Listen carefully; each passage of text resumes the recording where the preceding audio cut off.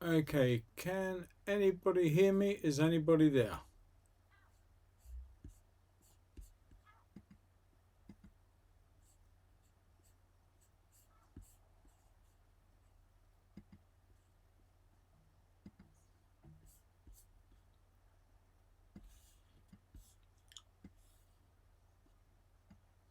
Hi Luke, can you hear me all right, mate?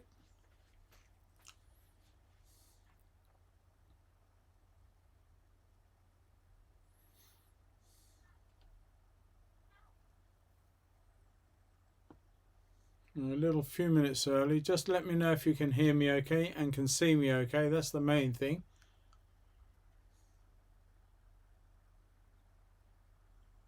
Loud and clear. Is that Jeff?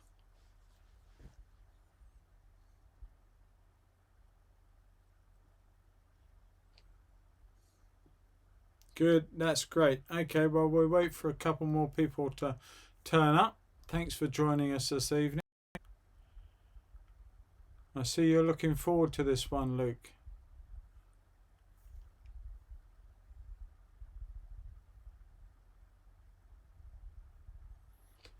Okay.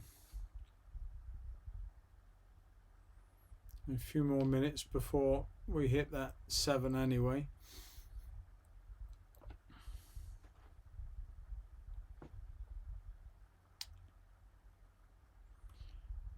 I do hope you guys are having a good time.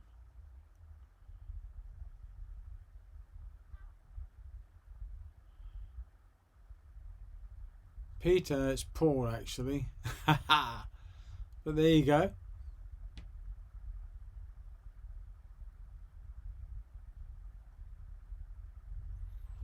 Right.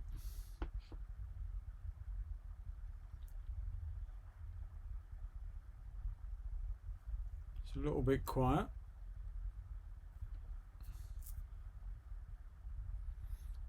Just checking on a couple of things, making sure we are all good.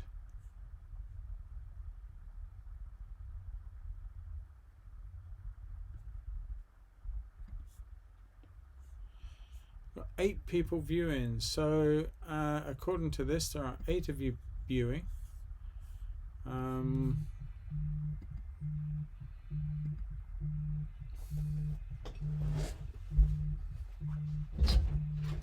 Catherine, if that's Barnes, will you tell him to stop bloody well ringing me?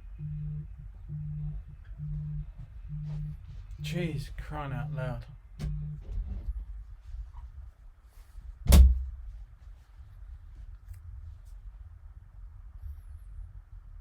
Right.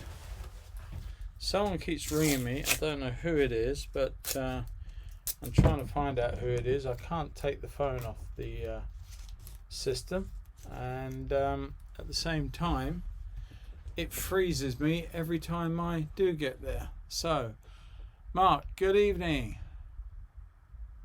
I hope so. 9 watchers, that's good. Well, let me know who you are, 9 watchers, and just put a little comment in the comments chat line. And yeah, hello Jim, good Lord, nice to hear from you. I am well, and I hope you are too. Is the same person from last time? I'm not sure. Let's hope there's a good crowd. Nice to have you drop in, Jim, and I hope this virus thing is not affecting you in any shape, way or form, or the lads. But yeah, it's cool. Hi James, how are you?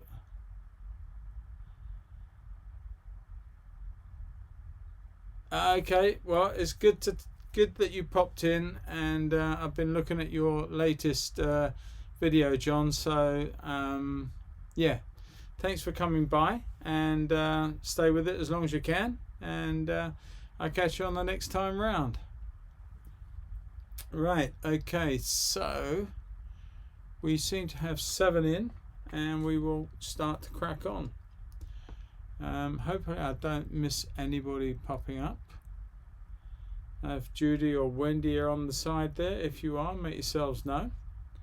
In the short term, I'm going to start thinking about this picture and looking at the overall thing. I chose it because it really is a lovely subject, boats anyway. Who doesn't like a boat or two? And my mum and sister are watching Netflix downstairs, so the stream is buffering for me. Oh, I'm sorry to hear that. Tell them to get off Netflix. The nice thing about this piece is that you've got these very similar tones throughout, so the difficulty is to make the boat stand out really nicely and still maintain the beautiful tones that are in the water and the wet mud. Now, the other reason I chose it was because it's also a play on complementary colours, and that's quite important. You know, with complementaries, you've got the yin yang between warms and cools, and that's always quite exciting in any painting. So I'm going to crack straight on. We are looking at, where are we? 3 minutes past. I may just give it another minute or two, and then we'll just get started, I think. Don't look as though anybody else is joining us at the moment, but if you do, as I say, if you don't mind, just say who you are in the chat, and let us know who's watching and who's about. It's good for me to know some names so I can welcome you to my live stream, and yeah, and hopefully that these will become a very familiar thing on a Monday and a Friday evening. On a Friday, I plan on doing a watercolour each week. They are very popular. And on a Monday, I will vary the medium between oil, charcoal, acrylics, and other stuff. So there will be 2 streams each week, and for YouTube, that is. There's a further stream on my Patreon channel for patrons, but for YouTube there will be these 2. They will always be at 7 o'clock GMT, so make a note of that. Mondays, Fridays. If you are bored with things and not getting on and you want something different, then just tune in and join me as I paint. Alright, so we've given it enough time, I think, for anybody else who wants to come in and join. I don't know what that is. A widget just opened up. I don't know what that is, but I'll ignore it. Hi Sue, thank you very much. Good to see you. Okay, I'm going to crack straight on. I'm not going to do, there are 2 boats, one right up in the top corner. I'm not going to put that in. I'm going to put the little channel in that it's laying in, and I'm going to make a little bit more of the grassy bank or sort of sea kale or whatever that is that's growing up on the other side.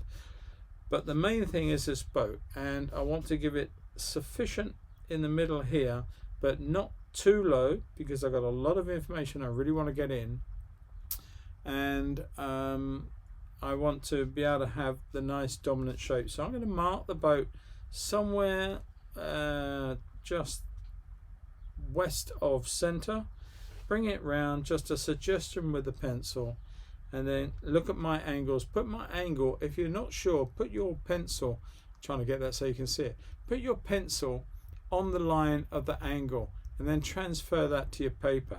Always a good way of checking that you're in the right area, to check that you've got it about how it should be. So I'm just going to come up and start suggesting the shape of this boat. This part over the bow is going to be the same angle as that one there, and just bring it on and just check and check and check. That's all you can keep doing. Look at it. Do you need to change anything? And I am literally, nothing is set in stone at this point, because I want to make sure that we are about right before I proceed. And at the end of the day, the boat is the most important aspect to this whole thing. So let's just change that mark there, and I'm going to make that a little bit stouter out there, and just checking all my curves.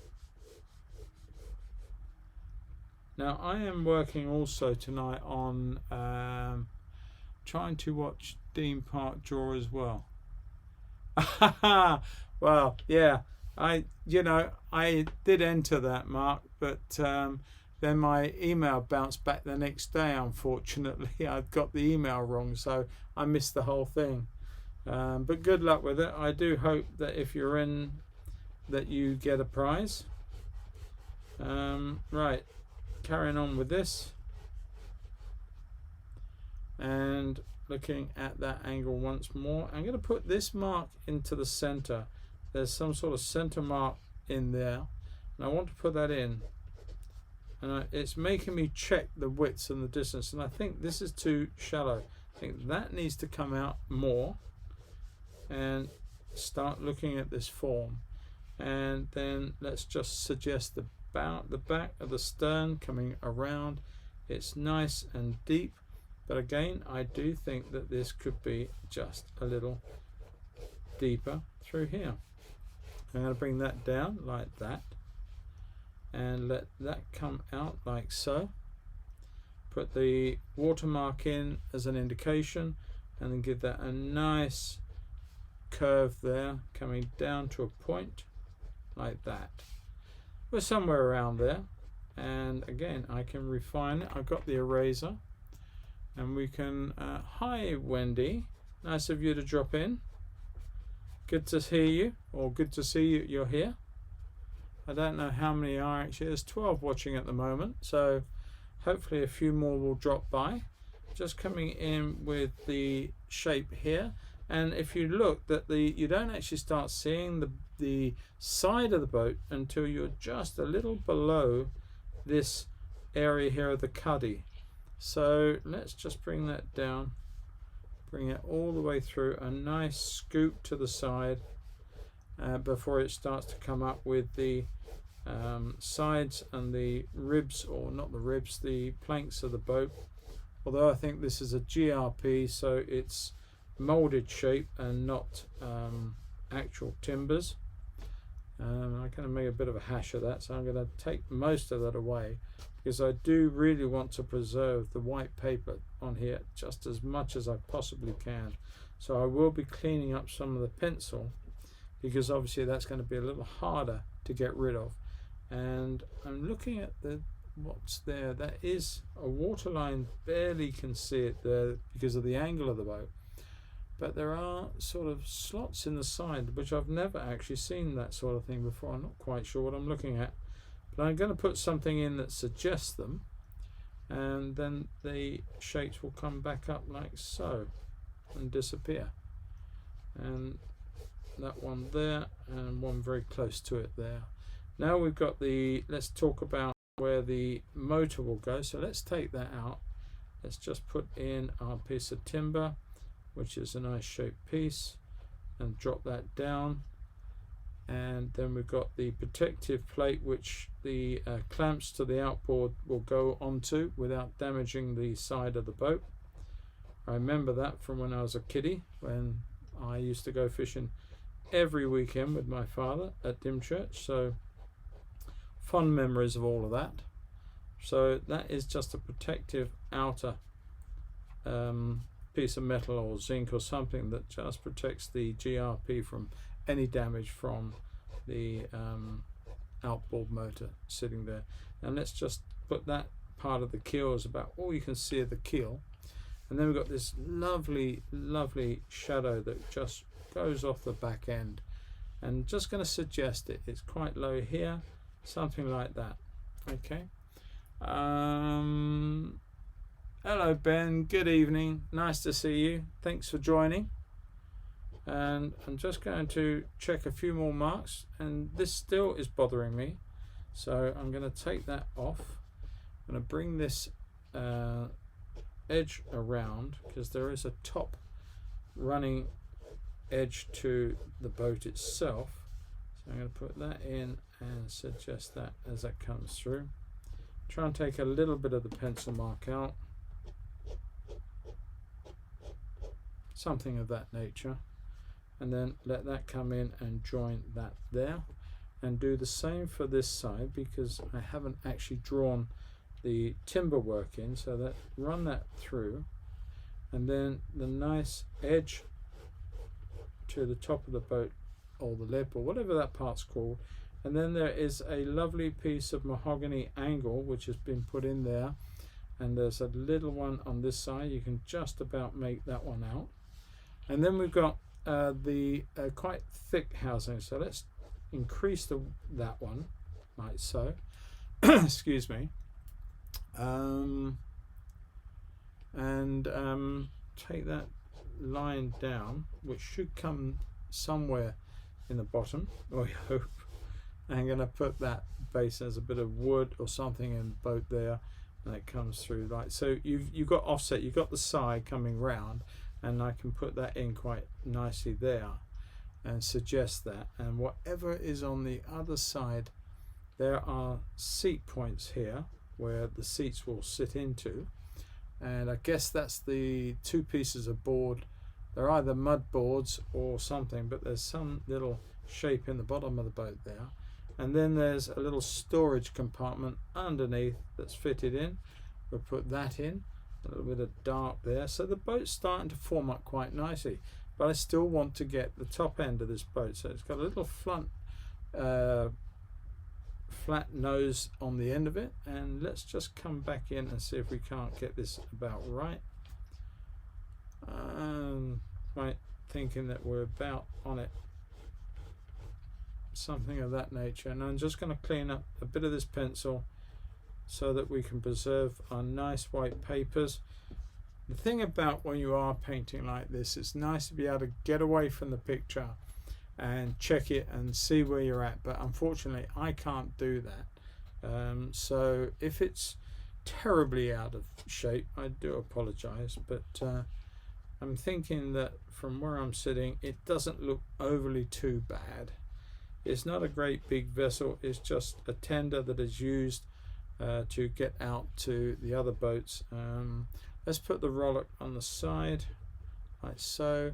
Nice little dark shape. Let's put that in. There you go. Where the oars is quite set quite way back. Actually, not far back as I've got it. Just realised how far back that was. So let's just bring that through once again, and let's just set that about there. I think that's probably a little closer to where it should be. And there is one corresponding on this side, so we'll just put that in like so on the bracket. All right. And another board. Let's put a couple of these boards in, just suggestions, nothing serious, like that. A little bit of rope hanging off them, I think, something of that nature.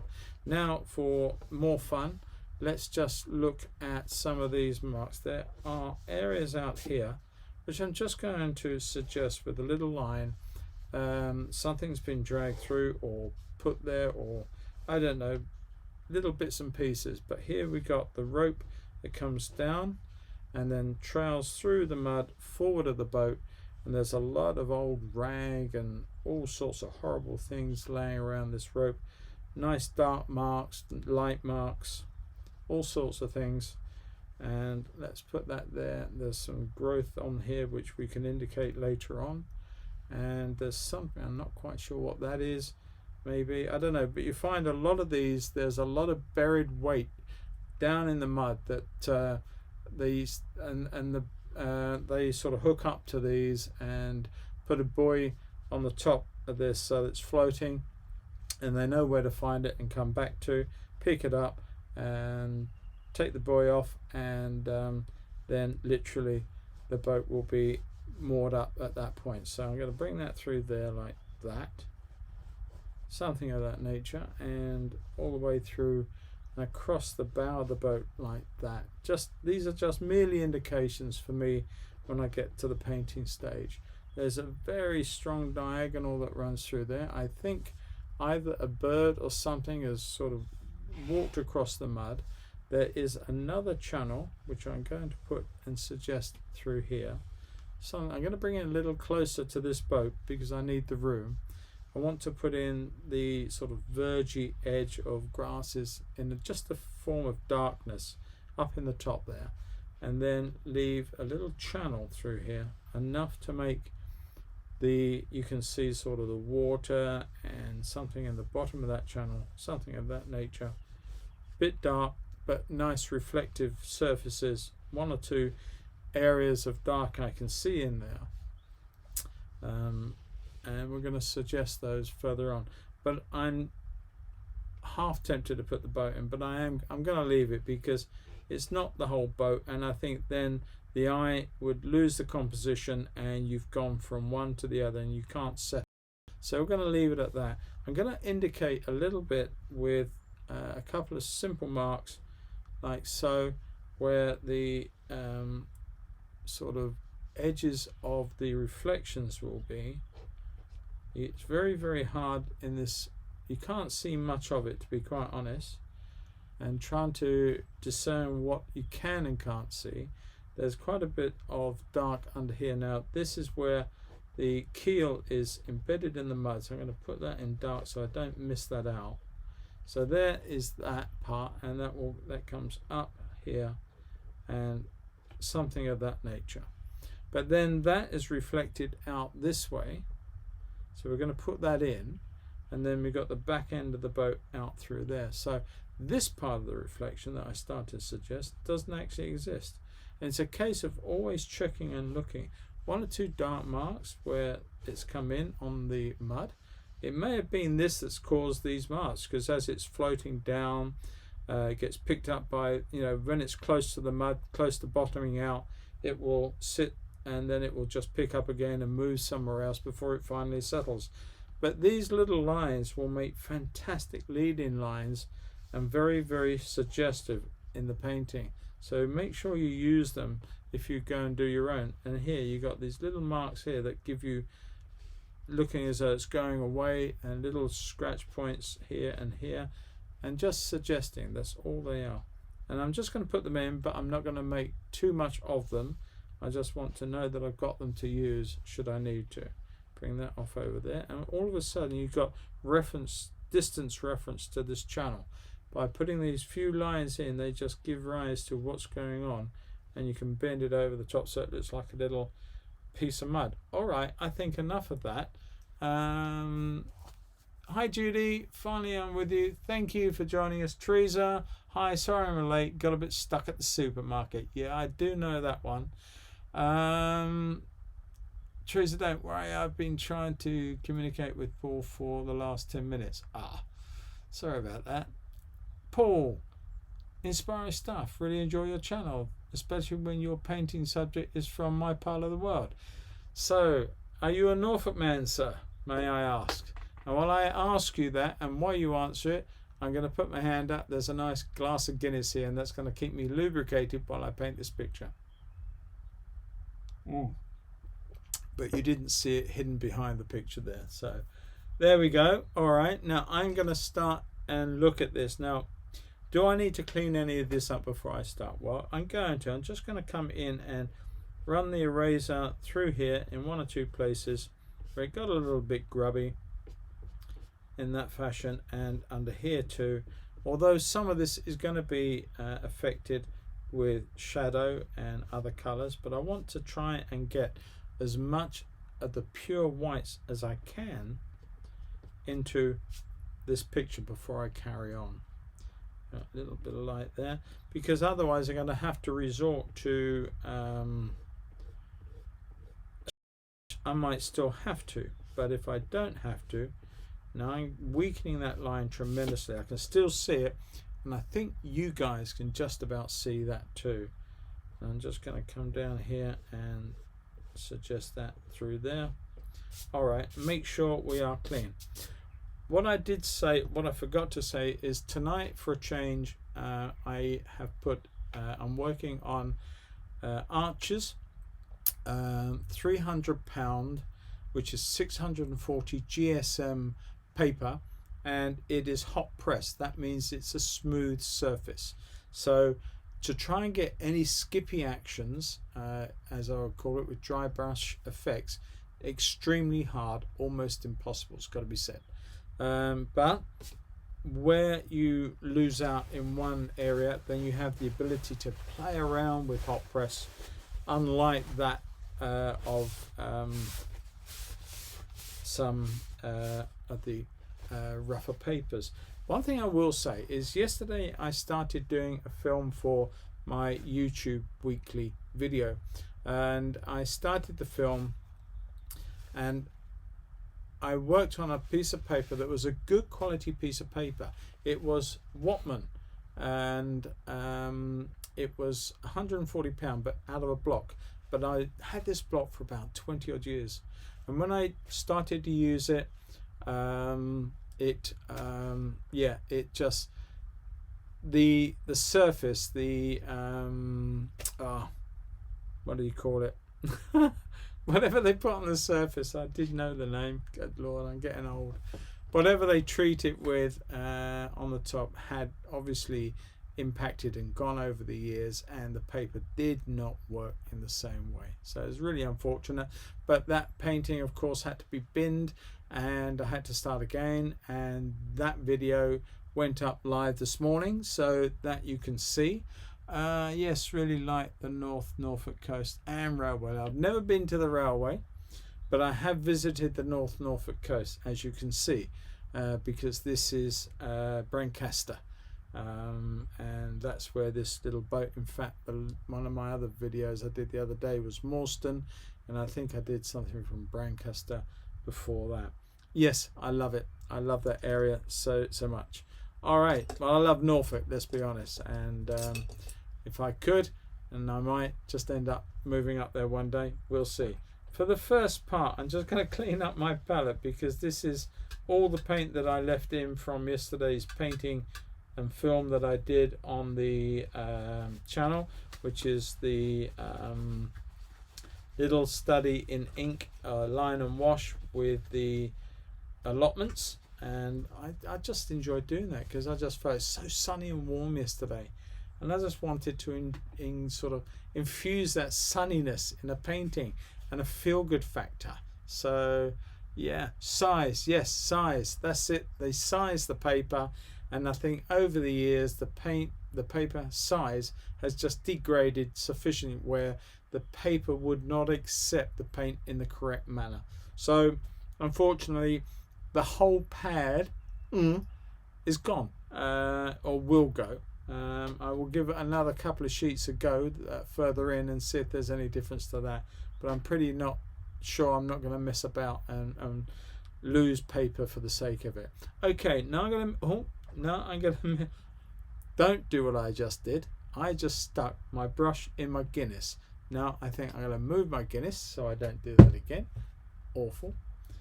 And I'm going to start mixing some paint. Okay, for these colours I want a nice cobalt blue to begin with, and that will go into more of the ultramarine blue. So I'm going to put that in, just make sure I don't keep flicking it everywhere. There would be good. Another piece there. I don't want any of that happening. And then some ultramarine on another panel. Let's just put that in. And I might temper that down with a little bit of alizarin at some point, not too sure yet, or in my case magenta. The other colour I want to use initially is going to be some raw sienna, quite a bit of it, and quite a good mix of it. But I'm going to couple that up with some burnt sienna right next to it. There you go. Mix the two together and give me a nice warm colour, which will form the wet mud, I hope, at least the first part of it. But I'm not going to try and paint every little section. Homer Marek, can I please precise the size of your paper I'm using? The paper is what's called a quarter imperial paper. Quarter imperial is 15 inches by 11 inches. That's the size before I tape it up. When I tape an inch all the way around, of course, I lose 2 inches off of those, so the image ends up being 13 inches by 9 inches. But it is a quarter imperial size paper, A full imperial size is 22 inches by 30, and half of imperial, of course, is 22 by 15, and therefore a quarter is 11 by 15. Hope that helps. Oh no, I wouldn't drink that if I were you. Oh, don't doubt me, Luke. I will be drinking it, mate. Well done, Paul. Makes the difference. Yeah, I'm sure it does. All right, I think it was clean water, so I'm not overly perturbed about the whole thing. Right, now let's get started. I wanted to bring in that colour, but I want to put in maybe a little bit of Indian red to begin with as we start up in here. So I'm going to start bringing some colour through and let that come down. Now, I don't want an awful strong value, so I'm just going to bring that up into the top. But very, very quickly, I want to bring in some nice violet colours into here. I'm going to let that come all the way through, and I will have to have a little jaunt out, because I meant to have brought in my I'm looking around for it. I meant to have brought the hairdryer in, and I may have to run off very quickly shortly and just go grab it because I have left it outside. I'm going to bring in some more violet colours to there, let those settle down and let that come through. Now I'm going to come in with some more of the blues. Now this is where I want to be a little more careful. I want to come in here and come round the boat like so, paying close attention that I don't exceed any of the area that I don't want painted. Coming right the way through here, across the snout of the boat, down the edge, down under the side like so, and tapping in one or two of the other colours as I come in. Maybe just add a little bit of cadmium red to that, not much, don't want to go too much. Definitely want some more blues happening, so let's put those in. Got a little bit dirty, let's start again. Have plenty of clean water as well as your dirtier watercolour mixes. Just cover these areas like so. It does not matter if I make one or two statements of colour that are in the wrong place from the point of view of the overall exercise. And this is just a wash, and I'm using the yings and the yangs of the wash, as it were, to suggest the colour changes in the mud and in the water as I work on down. I've got one or two other colours, dropping them into places. Again, I'm suggesting variations of the mud, and add a little bit more yellow to that, a little bit more of the raw sienna. That comes all the way down through here. Now don't worry that that has got quite violetly blue in there, so I'm going to drop that in as well. No reason why not. And that will dry up lighter. Don't ever worry about that, it will dry up a lot lighter. And I'm going to come all the way through here. There's a lot of warmth in here, so let's just bring that warmth through underneath the boat like so, and let that sit quite nicely. I like that. And then bring that on out. Now I'm going to lift a little bit because I've got the reflection of the boat to pull in. I'm just going to tap that away there, just gently, but replace it with a little bit of yellow into there, and let that settle down and become absolutely nothing really. I just wanted it to just settle down and take away with a bit of orange, a little translucent orange in there at the same time, warm that value up, give it some lovely colours through there. Come back in and put some lovely blue violets in, ultramarine, and a little bit of magenta. Just look at some of these colours as they intersperse with the others. And you notice that my t-shirt is turning colours. I tend to splash all over myself. Now this colour has gone and started to dry, so let's try and pick some of that up. You're not going to get most of it out. I should have been a little bit more diligent, and I will play around with that and try and recover some of that as it comes through. It will recover out on another layer, so don't worry too much about things like that. I'm just sort of playing around with the shapes, and then I want to come in with more of the blues We get this lovely transition of colour all the way through, like so. And then crisscrossing, because there are areas of brown, areas of the blue, all the way down here, and then we will finish up with a bit of a warm value in here, which will be more of the mud, like so, and a little bit of one or two in here, just using these sort of lead-in lines. And I'm going to come up here when it's drier. I'm not going to try and do too much at the moment. I'm just going to tap in one or two warm colours.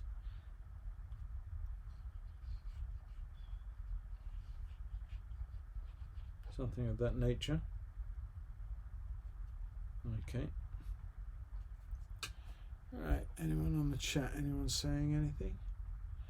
I was on holiday every year as a kid. Okay.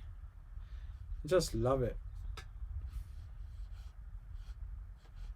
I'm drawing the brush through some of these marks like this,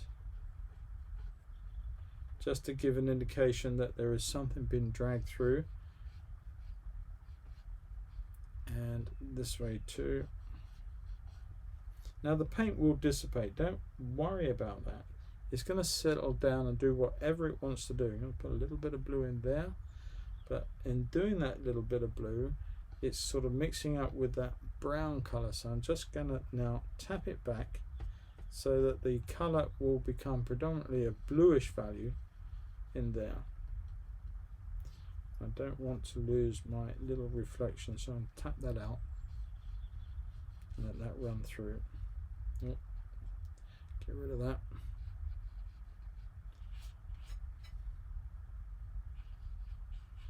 Okay, now here actually I could have done with lifting some of this out. Where I've just wet that out, I'm going to wet it up further. I'll wet this right the way down, and then I'm going to tap back. Tap this back. Okay, lift up the colour and come back in with a warmer value through here, and that will then dry lighter, I hope, and dissipate through into the wet stuff here, and maybe a little bit more yellowish colour in one or two places. Try not to overwork it, that's the thing. If you get too much going on, then you're going to get all sorts of horrible things like was happening there. But fortunately for me, I saw it, and I can come back in and use that edge now as a shadow. It sort of changes from the dark and the violet blues to this lovely warm colour. So I'm just going to let that settle down now and take a look up here. All right, would you all go and put me on hold for about 2 minutes, please? I'm just going to run out and grab my hairdryer. Stupidly left it outside. I had it really coiled up to come in, so bear with me and I'll just come back. By the time I get back, this will probably be dry anyway, so bear with me. I do apologize. Hit the like button, guys, and go, yes please, hit that like. Sorry Paul, going to have to go for now. My internet is rubbish tonight. I'll watch the rest later. Okay, right you are. 2 seconds, bear with me.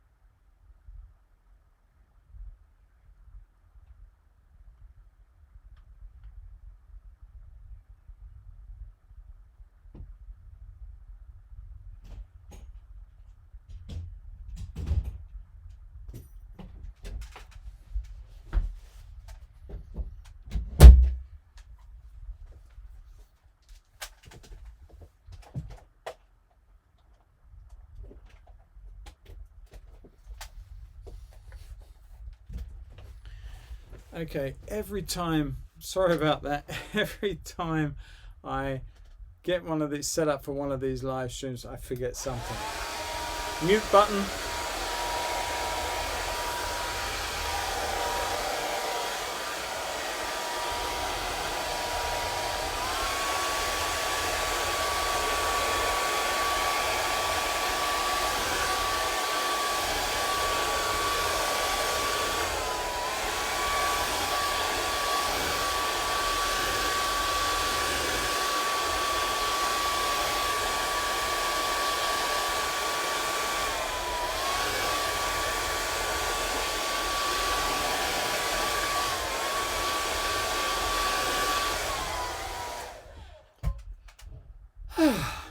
Order restored. Okay, let's carry on. Right. Yeah, I knew where I put it, Teresa. I just stupidly put it down, did something else. In my garage, I've been working all day, and I've been doing a lot to the railway layout and filming and doing bits to that today. But all day long, I have been coercing, ejecting bumblebees, honeybees, 3 or 4 queen wasps trying to figure out where they can start building a nest. And I don't know, I think I got distracted with that before I came in here, and consequently I forgot to bring it in. All right, so we will carry on now, and that's the first pass done. All right, so now we're going to start looking at adding to that, and I want to put in some nice greens. I'm going to come in with a coolish green. So I'm going to use a lemon or aureolin, and I'm going to put a bit of cobalt to that and make a pretty dirty green. Actually, the yellow should actually be looking at it lemon yellow, a little bit more musty looking, more acidic looking. Tap of the blue in there as well, a bit of ultramarine. And I'm just going to come in with a fairly light pass over the back here, which will become our sort of grass bank, like that, something of that nature. I'm just going to leave that like that. I don't need to do any more than that. Right, and carrying on paper. How long we've been going? Oh, 20, 35 minutes, something of that nature. Right.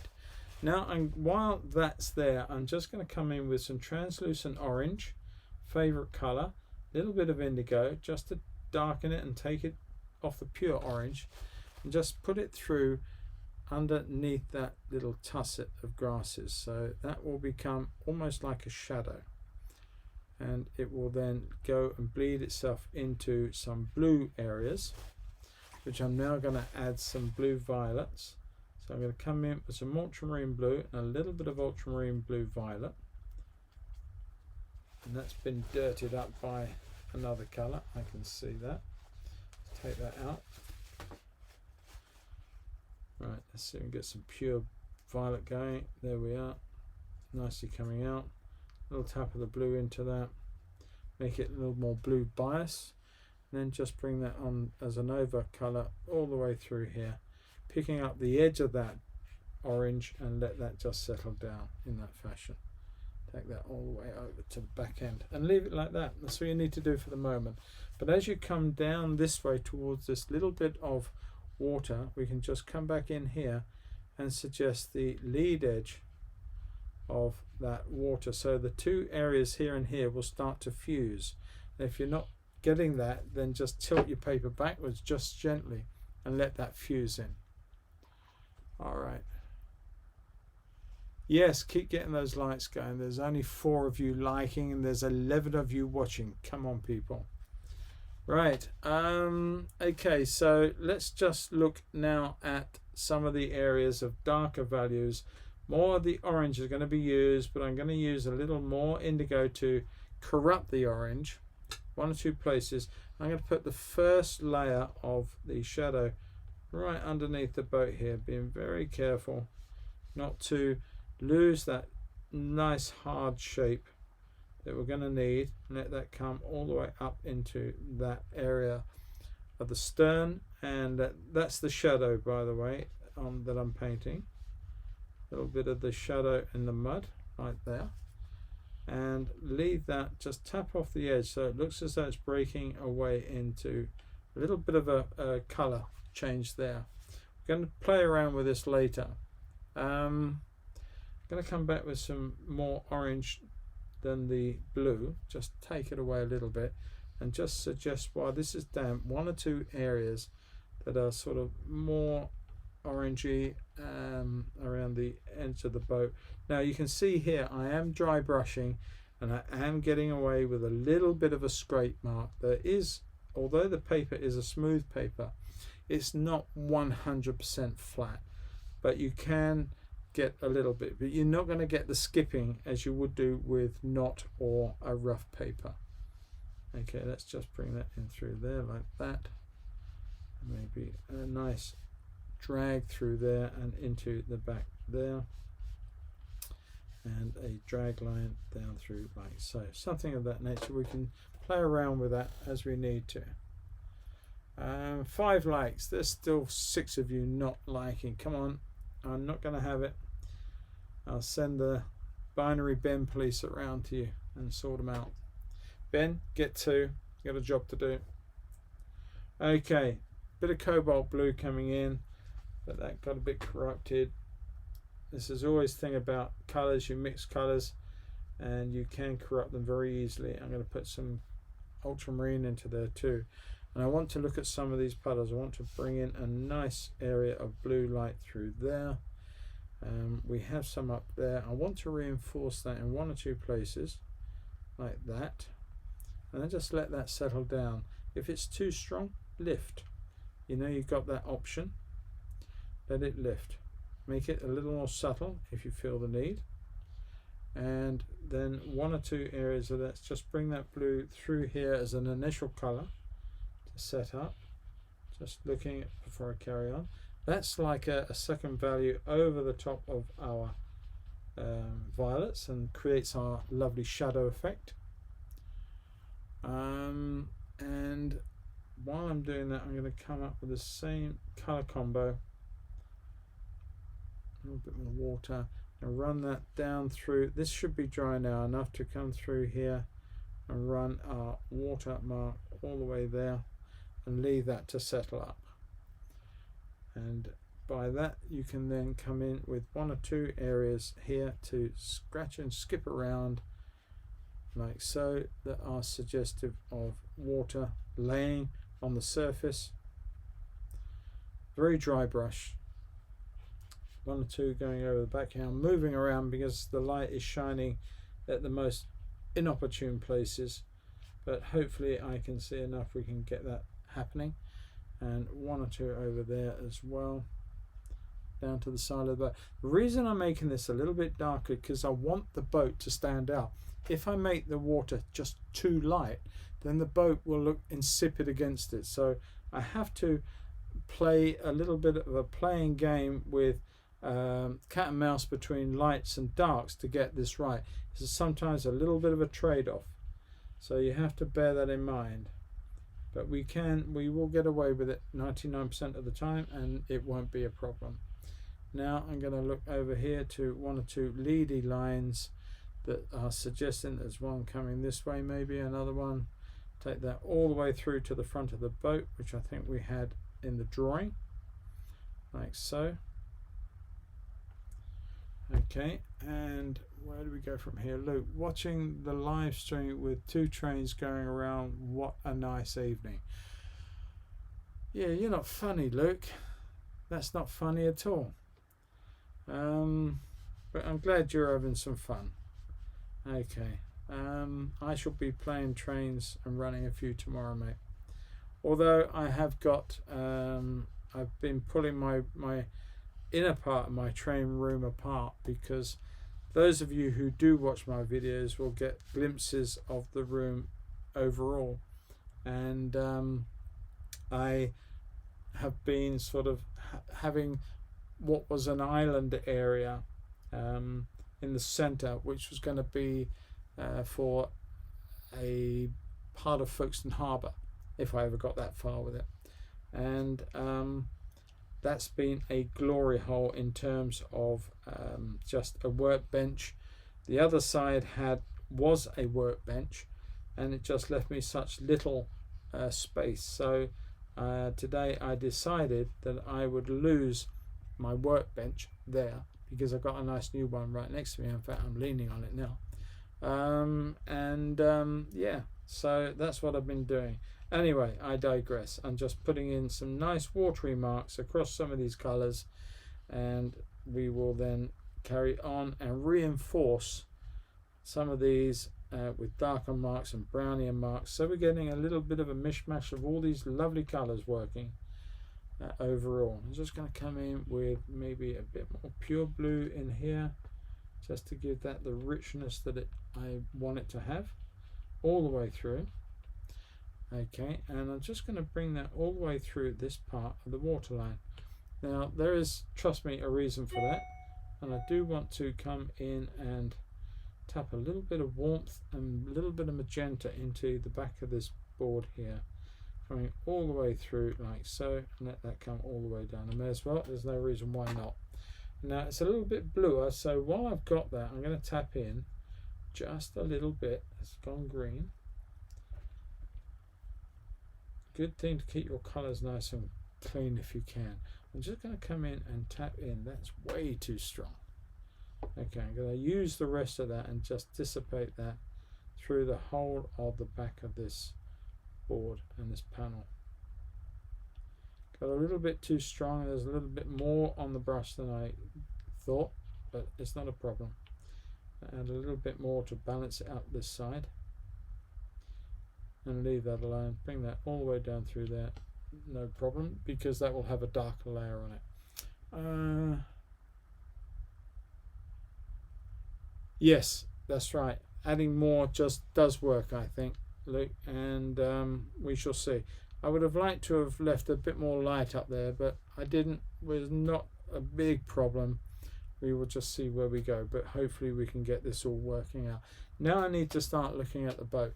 This is going to be the whitest part of my painting, and therefore it will be just white paper. Now the first thing is I want to put in a very, very subtle, very, very light shadow underneath there. So I'm going to put that in first, like that, just a very, very pale, and then even lighter still, more water to suggest the ribbing that you can sort of come around different places on the edge of the boat. And that's all I want to show, something of that nature, and then leave it to dry. I'm going to come in and do a very similar thing at the bottom of this boat here, a little bit of this old dirty green color, and let that come through and suggest some little bit of shadowing up in here and a little bit of warmth. There's actually a little bit of cerulean. I don't want to do what I did last time, put too much in, so I'm just going to creep in with just the merest tint of that, like so. And then actually it gets a bit warm up in the back here. I don't know if, I think that that's just reflective light more than anything else. It could be dirt, but I think it's more reflective light. So we're going to use that. I'm going to leave a little bit of white to the edge of the plank and just take it to there. Nothing more. All right, now I'm going to look at the bottom of the boat, and that's quite grungy and dirty. And it's got several little colors in there. So let's come in and put that in.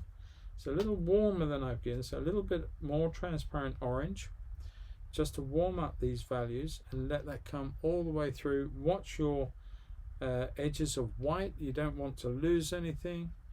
And let's just take that through there and leave it at that point. And down the edge of the boat, we need to preserve that too.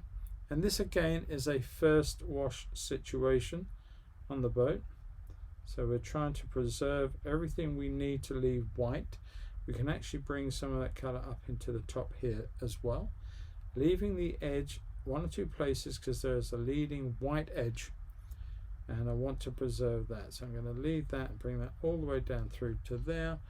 And it doesn't matter if you come in through this piece of timber as well, because that color is going to change, but don't bring it on down here. That you don't want to do. I'm going to leave a little bit of warmth suggested under there and just tap that back because I don't want too much of it showing. Just a suggestion.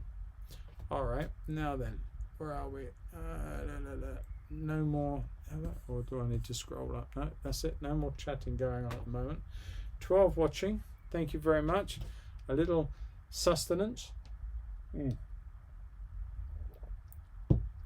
Very nice it is too. All right, we're starting to get some shape and form and clarity in the boat, but we do have to go a lot further yet. So I want to put in a warm value. I'm going to put some orange, a little bit of vermilion, give a nice rosy color, and I want to put a little suggested warmth over this area here. This is where the shadow of the boat is casting in the mud, and I don't want to go too much, just want to suggest it. Just coming up there, and I'm going to turn it to a little bit of a bluer color. Pick up, oh, not some of that color. Take that away, come into the top, and just a general, quite a bit of water, but let that come off the front like so, and let that merge with that light under there, and that's sort of just giving it a cooler, bluier effect as that comes through like so. And then one or two marks like this, which could be almost the mud into the reflection, so you're actually painting the positive over the negative space in a sense, because I'm tapping away with little marks that could be mud marks by doing this, but then you're looking at the water that I'm painting on, if that makes any sense at all. I hope it does.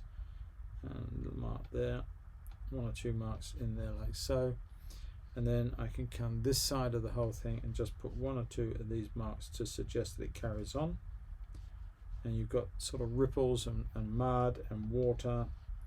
Didn't want that. Let's take that out quickly. I'm going to bring that on through this way. A little bit tapping here, tapping there. Now I'm using this warm and cool color system. This is the yin and the yang of complementaries, and you can see now I'm trying to suggest the mud that is higher than the bluer values of water that it's lying next to. Hopefully that is coming off in some sort of way that makes sense. And I'm going to bring a little bit more dark, a little bit more bluier color into this back end of here. Take that through there like that. A little bit more, just suggesting the shape like that. And then one or two dark marks, just a few taps off like so. I think that's working. Okay, let's leave it like that for a minute. We can always come back on that.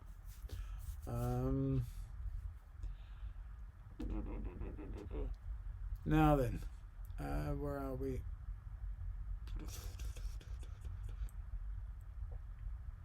Where are we? Who was it who was watching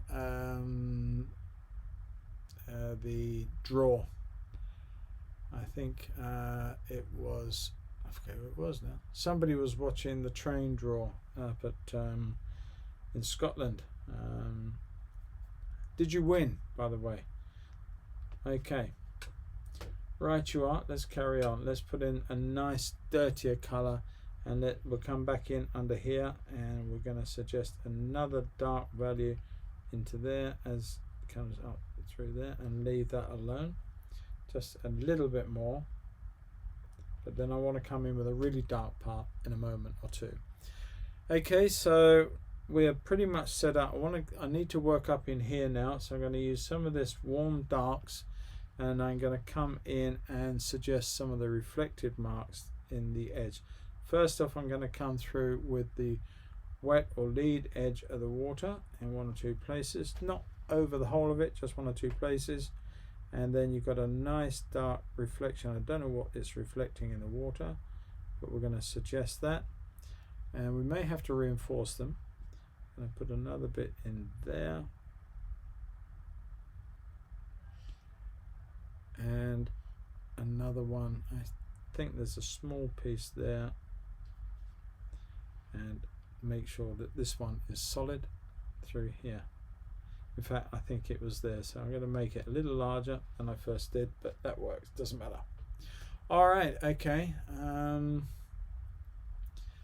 I'm going to put in a value through here. It's quite a cool value, so I'm going to put a little bit of blue to that. Quite dirty, quite grungy, but it's just a skip. I want to try and portray that. It's where the mud's going over and away from us. So I'm just going to try and put in a little skip of colour all the way through here, like so, scratching it in almost.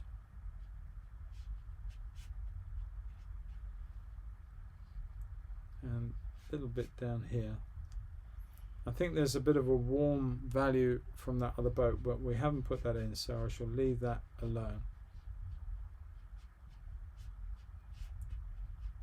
Okay, just very, very dry brush, just leaving the effect, I hope, of that as that goes away.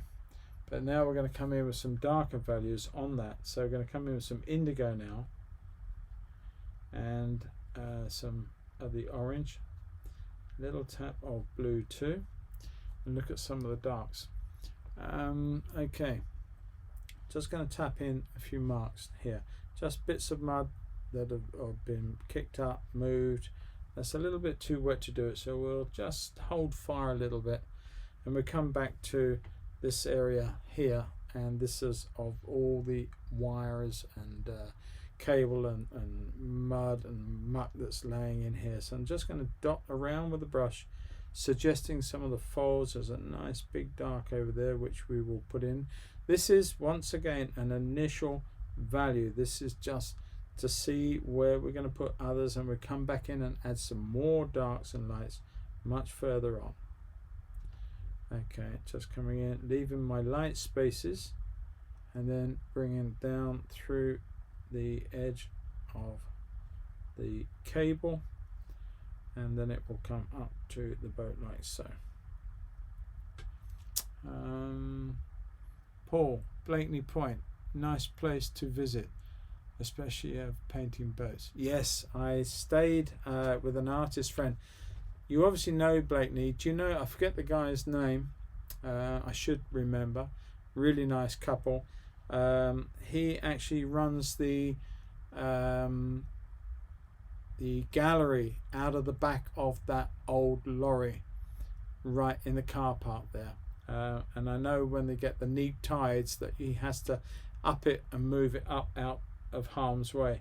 So you may know that, but when I've been up there before, I stay with him and his wife. He's got a B&B just around next to Cly, and that's where I stay when I'm in the area. But yes, I love Blakeney. I've never actually been out to Blakeney Point, but I will do that one day. I'm just coming in with some of these sort of muddier marks around the edge of this puddle. This has obviously been created by the movement of all this rag and stuff, where it hollows it out and leaves this sort of depression enough to fill up with water. But I'm not trying to paint solid colours. I'm just leaving little bits of the underpainting to show through as the light areas, and that will work in your favour. Here I am just laying the brush down in one or two places and dragging it, making a few extra marks. I want to warm that up a little bit now.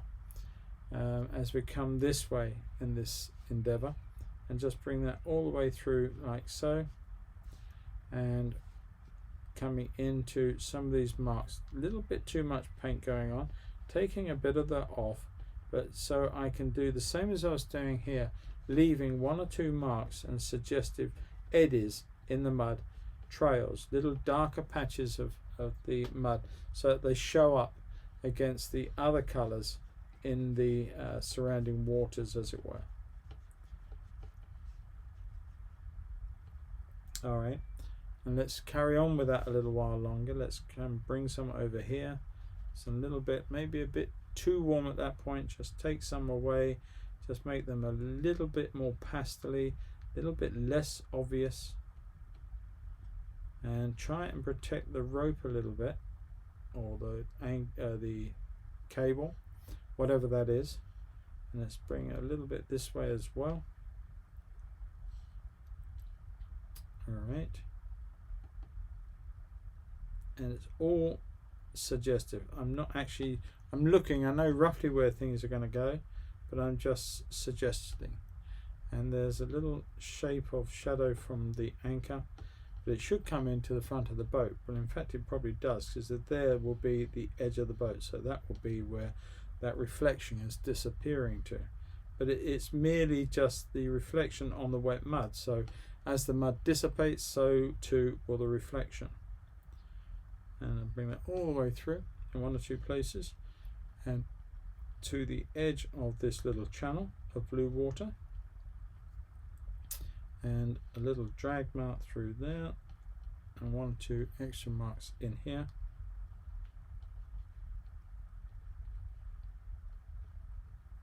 Okay, going to get in a lot more detail coming on now, and I want to put in a little line through here which is going to be not that heavy. Would have been good.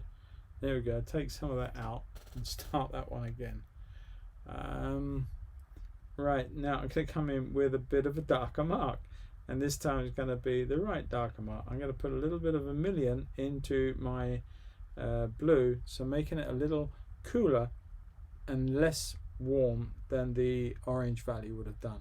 So I'm just going to put in some really tight dark edge to the mud, and therefore it will just work, I hope. And using some of those lighter ones just to make it drift off, as it were, and not be so impactive. And then one or two up in here,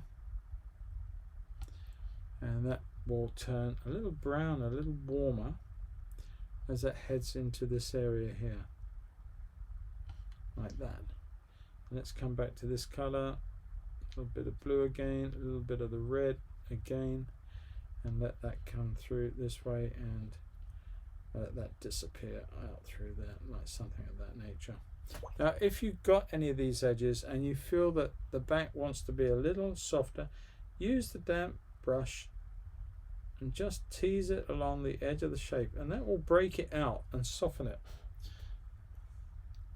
Okay, JC Brown, work made me late in joining, but glad to be with you again. Nice to have you here, nice of you to join us. Thanks for commenting.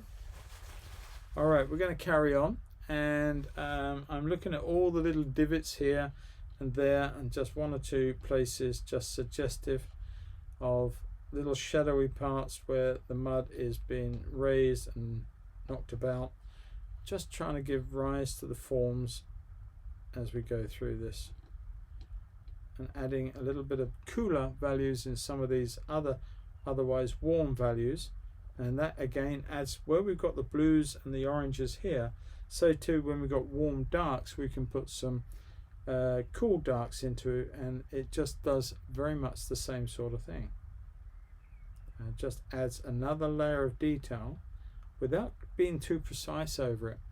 There's no need to be absolutely fine brush and one hair in it and all that. It's just a very, very general look and statement to this painting. I'm going to use a little bit of edge to this, and actually that could be a little cooler. It's nice, a little shadow there, so I'm just going to use that, like something of that nature. I hope that does it. It may need just teasing off on a couple of the edges. Alright, and I don't know if you can hear this on there, but I've got a bee or a wasp trying to come in the window. Got the windows ajar, and all I keep hearing is this buzzing noise as it's trying to investigate a way in. It can't get in, at least I hope it can't. There you go. And one or two bits down in here. Okay. Right, this should all be dry enough now to do a very, very similar thing, but a little darker. So I'm going to come in with some indigo and some more red, and actually a little bit of orange and some more, and some cobalt blue. Looking at it again, a bit more indigo. Take time to mix your colours up, because it's hard to change them if you get them wrong. Right, so there's plenty to be going on with there, and let's just skip in and do one or two marks here over the back here, little hard edges as they drift on down through to the mud, like so. One or two taps of stuff over on the other shore. I'm just going to go into a smaller brush to do the same thing, just to give myself a finer point, and to put one or two marks over on this bank. I want to suggest there's the edge of the bank, and I haven't been I've got a nice edge there. I want to make this darker in here. So I'm going to come back in with a much warmer value of the orange and the dark, just to give my whatever that is reflecting. I think it needs to be a bit orangier than that, so a bit warmer. I'm going to come back in and take that all the way through like that and set that up and into this one too. Nice strong value, and I think it's actually reflecting some of the grasses along this bank. I'm not 100% sure, because I need to get in here as well and bring in some darker values into the edge of this muddy grass. So let's come and put that in now. I'm not treating my brush very good, I must confess. Not the best thing to do with a nice soft brush, but there you go. I think that works. And to that I'm going to tap in some strength of orange and let that come into that mix and let that bleed through. It's very much what we did first time round, but just adding a little bit more strength to that now, like so,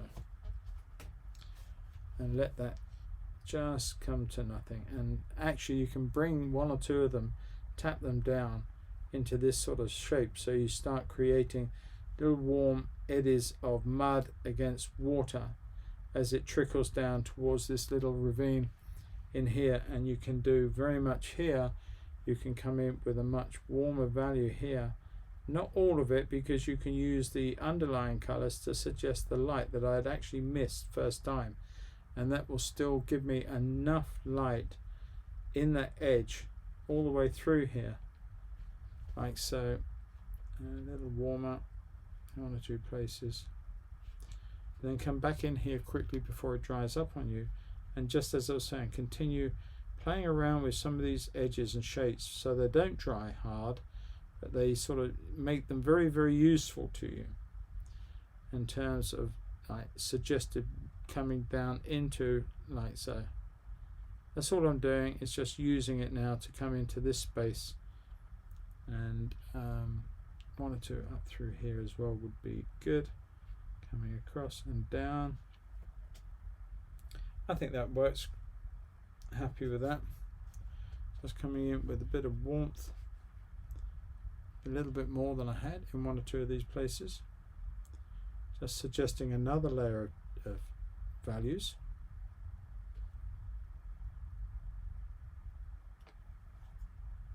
Okay, don't want to get carried away too much, but it's good to do. I'm back. Tablet is working better than my PC. Good. Okay. Sue, love the colours so far. Thanks, Sue. Luke, Wendy, my phone works better for me than YouTube than our PC, so don't know what's going on there. No. Well, hopefully you're all watching, hitting that like button. Only 5 out of 15. Come on, people. I will send Ben round. He knows where you live by now. So just going to come in here and reinforce that value through there. And while I'm doing it, then obviously we've got this little lead-in line of dark, so I'm going to actually use that and suggest that there is sort of reflection of the grasses through the back here like that. Make use of this edge, something of that nature. I'm not trying to be precise, just little taps, little dabs, maybe disappearing to nothing back there. And let's come into this side and do the same thing through here. Nice dark value through there, and then just 1 or 2 taps and dabs, suggesting that there's reflected foliage coming up here and almost across this area here. It's enough to make it show itself up on the blue. There you go. Something I know. Let's tap some of that off. But there you go. That works. And what I haven't done is the bow of the boat, and that's quite a slaty colour, and I'm going to put a very pale slaty colour. Not a bit paler than that would have been good. Come on, get your act together, boy. And let's have this done properly. Alright, let's just bring that in like so, and then bring it into the edge of this timber. But I want to leave that little mahogany bit in light if I can. going to bring that through there and leave the same on the other end, and leave that alone now. Let that set up, because we've got to come in with some yellows on there. Alright, I'm going to have some more glue. Thank you very much, people. The bar will be open during the intermission. Where are we going? How long have we been going anyway? Not too long, I hope. Same question as before. Let me know if you're getting fed up with me and I'll bring it to an end. But I'm enjoying it. I'm still a long way off yet. I'm going to put some real darks in, but now I'm going to come in with some sepia into there just to warm that up. Okay. And I'm going to come in and look at one or two of these dark taps of stones up in here. So I'm just going to come in and suggest one or two areas that give me a little bit of an extra mark or two on this mud as it's coming down. Just tap some away. You don't need to make them too obvious what they are. They're just one or two dark marks. Try and keep them random. Don't make them all the same value, and don't make them all same size and in the same place. Just dot them around. Right, so, and one or two on the face of this mud actually works very well because they are reflected in the water, and that will give rise to your edge as well. Works quite well. Trying to be as fast as I can.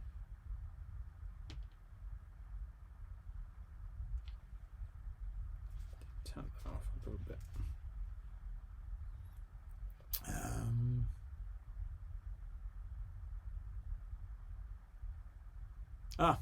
Thank you, JC. Not a problem. Right, and I'm going to come on down through this area here. There's a little bit of area of little shapes and marks that are suggested lines and lead-in lines. There's quite a nice one that runs through in an arc. We'll utilize some of those, and one or two darker passages of warm as well. Let's bring some of that orange back into play. Just tap the warmth against where you got the blues, then go in with some of the oranges and vice versa, so that you get the nice situation of complementaries working with each other. It does have a great effect. Okay.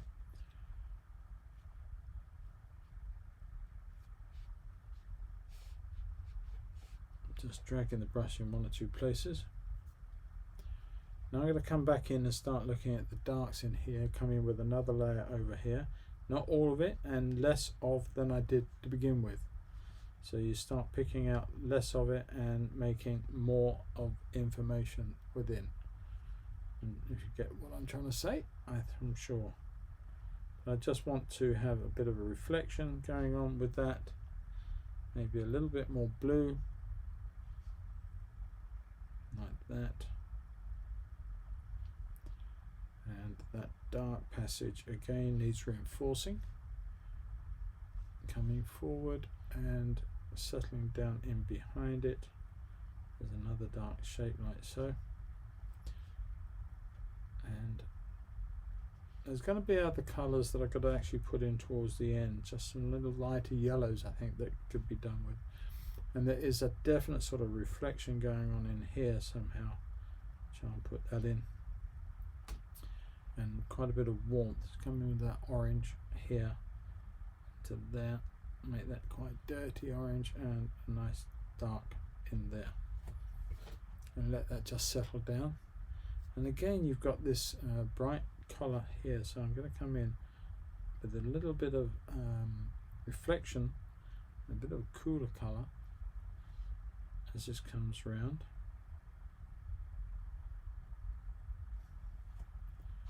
And then I've got to come in with some strength in some of these other marks which I've missed, just to give me the sense of shadow on one side, especially around here. And some of that is reflection, so I've got to try and watch it. So small an area, that some is reflection, but it does leave a very hard edge, reflection or not, into the waterline. So I'm going to try, if I can, and get that in. Something of that nature. It's not perfect, but it's not too bad. A little bit of indigo. Make some dark marks into here. Just suggesting that there's a little bit of light there and a little bit of light on there. One or two dark areas in here. Just one or two taps again as that goes away. Kill the value a little bit. It's just a little bit heavy.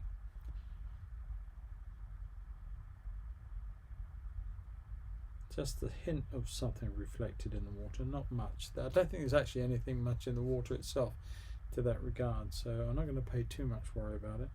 Some nice darks into here and into these values here, and some cool darks like so. And then let's just run this down along this cable and then up, and then there are quite a bit of sort of debris and material that are hanging off this rope. We'll put those in, something like that. And then of course there are one or two orangier values of that in reflection, so let's try and put some of that in like so, as that comes this way. That works. Jim, you're liking it. Good. I'm glad you are. I'm glad you're still there. I haven't put you to sleep yet. That's the main thing.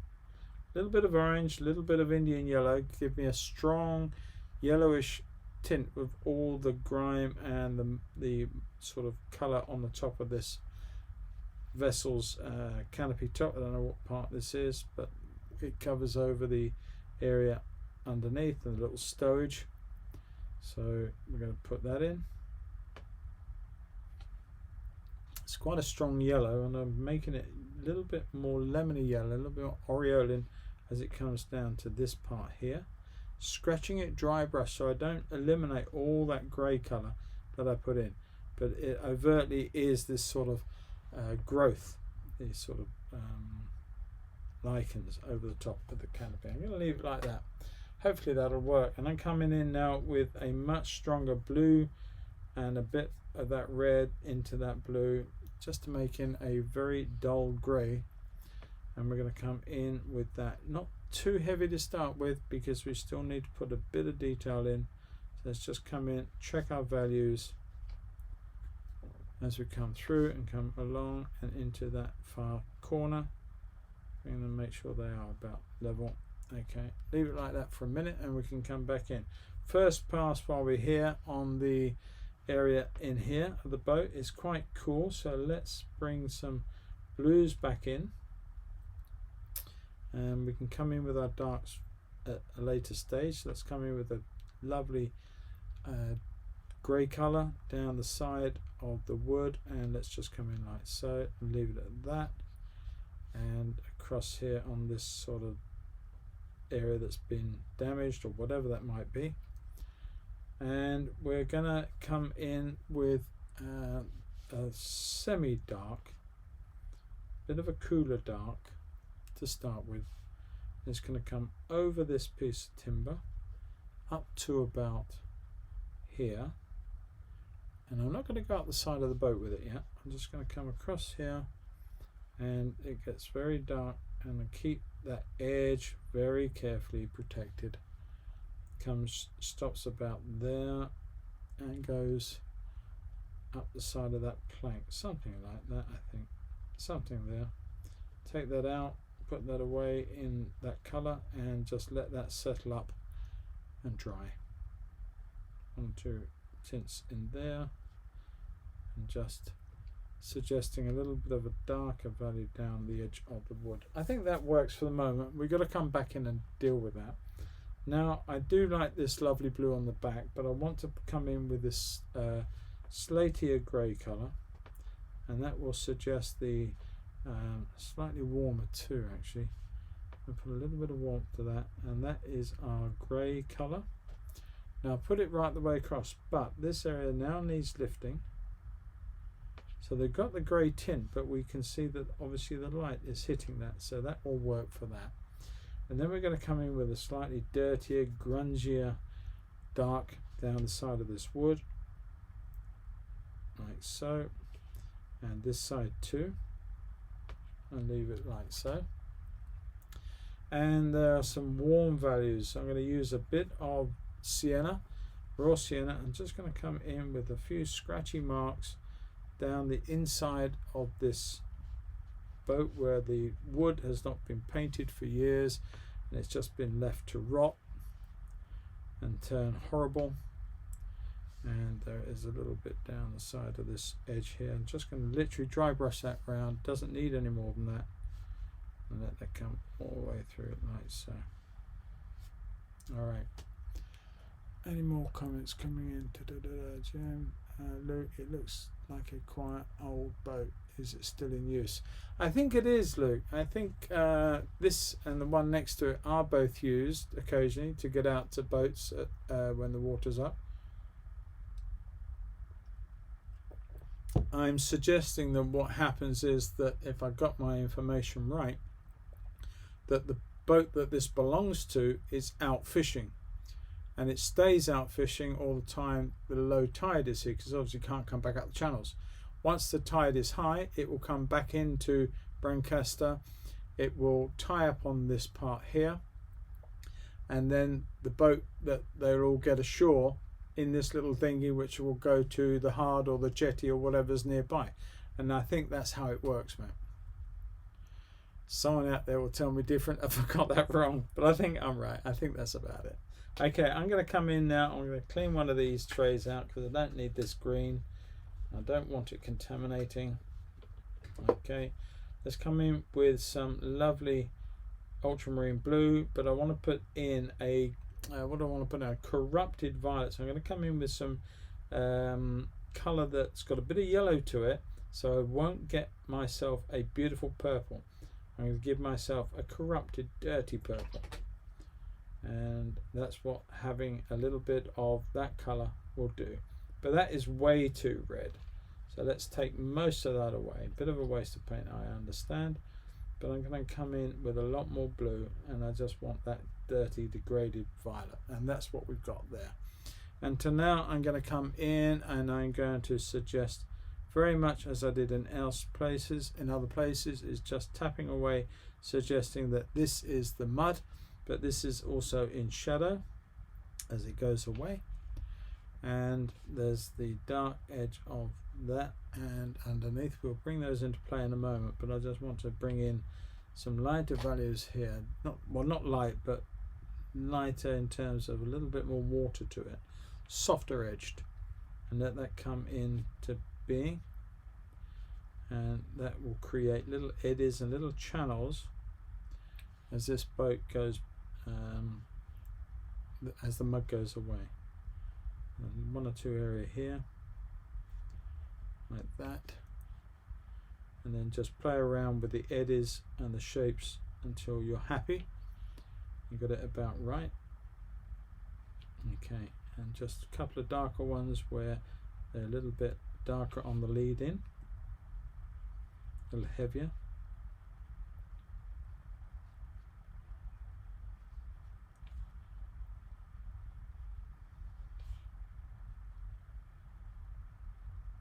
Okay, that works. I want to come in now with much darker in terms of, so I'm going to come in with that indigo. I'm going to use some neat indigo, so really great standby dark. That's some good quantities of indigo, and then transparent orange. Look how dark and deep that actually becomes. If you want it darker still, put a little bit of red to that, come back with some more indigo, and you're just making a real, because these colors are both transparent, they radiate that darkness really beautifully. So I'm going to come in here now, and I'm going to put the under part of this part of the boat in. I'm not quite sure part that is, and then just the bit of keel that can be seen, and let that run off the back there, just taking off the lead edge. Just that's all I wanted to do with that. but then come back all the way around here with that dark value and come out and into this mud like so, and try and get as much of that but very softly done. Don't make it too strong an accent. Okay, a little bit of strength maybe if you can. Got a steady hand under that. And while we've got that dark, let's come in and reinforce this bit of wood here on the edge and that piece there. Okay, we'll leave that, and now we'll come back in and we'll do the center strut here, which does need to be quite dark. I'm going to put that in. I come all the way down with that, and then let's come in with this dark value into the cuddy hole and down through the side here, making it a lot darker. If we can get that really darkening out, that's good. A little tap in there. Now we're going to come in with a blue version of this dark, and we're going to come up the side of the boat here where there's a bit of damage from age, I guess, and on the boards a bit more warmth at the same time, just swinging between one and the other. Now that's very harsh, so let's just come in with some dampness on the brush, take out the excess and just soften some of those effects into that edge like so. Okay, and this dark comes out from here, comes out, and we're going to skirt the end of that board and leave that so we can still see that board like that, and then we're going to come round the edge of that board into here and just bring that up into that part there, and then just bring it down the edge of the boat one more time, something like that. I think that's good. Now we're going to do the shadow of the boat. This is the bit I really love. I'm going to come in with some cobalt teal,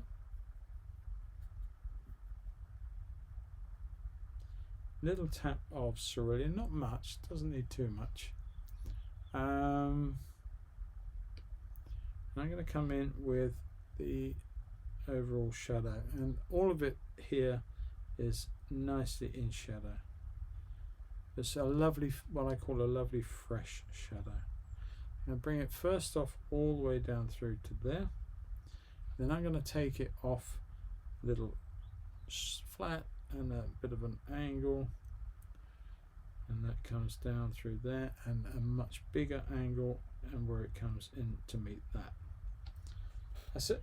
It doesn't need much more than that, and just one or two areas that are going to be put in while it's still damp, which are just the darker parts of the boards that are showing up in that area of dirt and grime in the bottom of the boat, something like that. Okay, and we got to put some of that value, maybe a little bit more ultramarine to that, a little cooler. Just bring that color into this part of the reflection or the shadow, into the white paint that is the area of the wood of the housing, something like that. Okay, I think that's good. Now what else do we need to do? I think we've pretty much done we've pretty much done what is needed to be done. You can carry on playing around with this as much as you like, in terms of adding and making little taps and marks and little reflective marks here and there in the water, which is all I'm doing now. I'm sort of just looking at it and just playing around with shapes and form and trying to create more of the effect and the realism that is keeping this boat in the mud. I want to put in a bit more warm orange, maybe a little bit of yellow to that orange too. Taking off the excess, just want to put some around there and suggest that there's a bit more dirt. I don't know what causes that orange colour. I suppose it must be the mud, I don't know. but I think that sits it down quite nicely. And do I need to add to this? Probably not, but it's like all things, I can't stop fiddling. I'll leave that into there like so. Alright, now a couple of shapes of dark into the timber, which I haven't actually done yet, so let's just suggest that the board is there, and another one, I think, well, the dark is going through there. May have added a board, not to worry too much. What I haven't done are these relics. Let's put those in, and let's just suggest those on there, and the other one, which is on there, and the dark shape around there. And there's a little bit of a warm shadow cast by that, which we need to put in. I don't know what these dark marks are in the boat. I'm going to put one in like so, and I will warm it up too. I have no idea what they are. I'll give this board a little bit more as that comes round to that end wood, so it marries up. And I want to put this darker value, a little bit darker cerulean, maybe a little bit cooling it down with a bit of the violet too. Just come in with the back end of this waterline as that comes up to there. I'm guessing that sort of comes down and around the back end of the boat, although you can't actually see any of that. And there are one or two dark marks in here, and scratchy little marks where this has sort of been pummeled and messed about with over the years. Put some of that in. Little scratch marks on the back end where the outboard motor's been dragged across there and caught the paintwork or something of that nature. It works quite as it should. I'm quite happy with that. There's the seat points, put those in, just give them a little bit of a shape.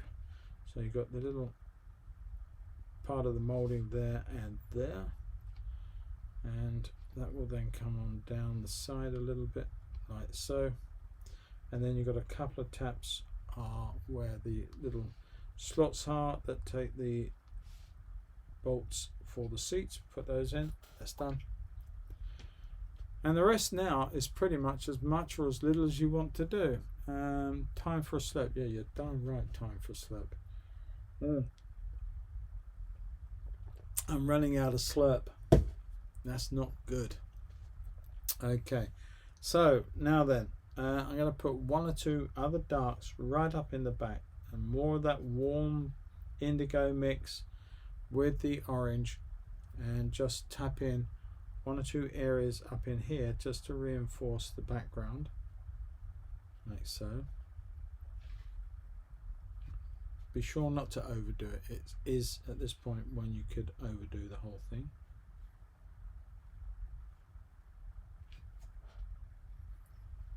There's one or two dark marks, but not that many.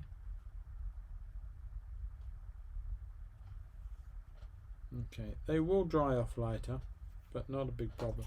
Okay, now I've got in with some darks here, and I just want to come in with some little bit of that blue as well would work quite nicely. I know it's not quite in the painting, but I think it generates something, gives something to it. So I'm going to use that, and I will come back in with some gouache on these very, very shortly. And one or two areas just to put down in here.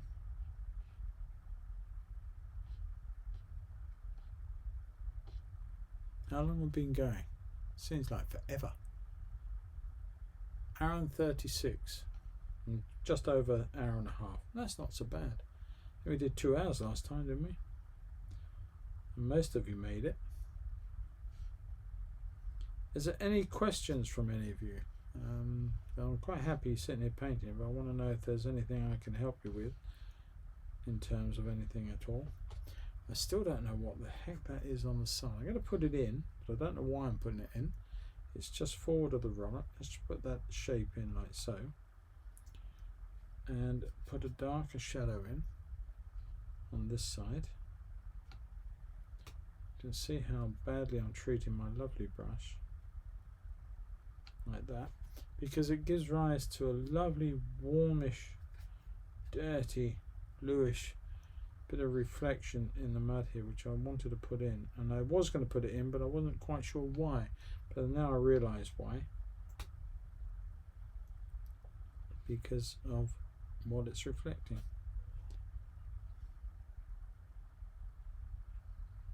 That works. Alright, I think there's another one, but it's more of a cutout, so we can't actually see too much of it. So all I might do is just refer to it in terms of putting a little bit of a funny shape there, which should, I hope, suggest the other one. Just looking at it before we carry on.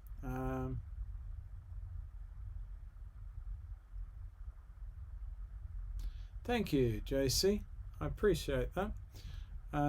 It's just adding all those lovely colours, isn't it, that just helps bring these things to life. Just going to come in with a little bit of real dark in one or two places, just to reinforce some of these areas in the boat, and up in here too. I need to put that in as it comes down, and of course around here, which I have neglected, that little bit of the wood that comes round, and on this side too there's another one. Okay, let them settle down, and a little bit of an edge going up there, and it's very, very strong here. I want to make that a little stronger in there, just to make that edge really ping. Like I say to all my students, that if you want something to really look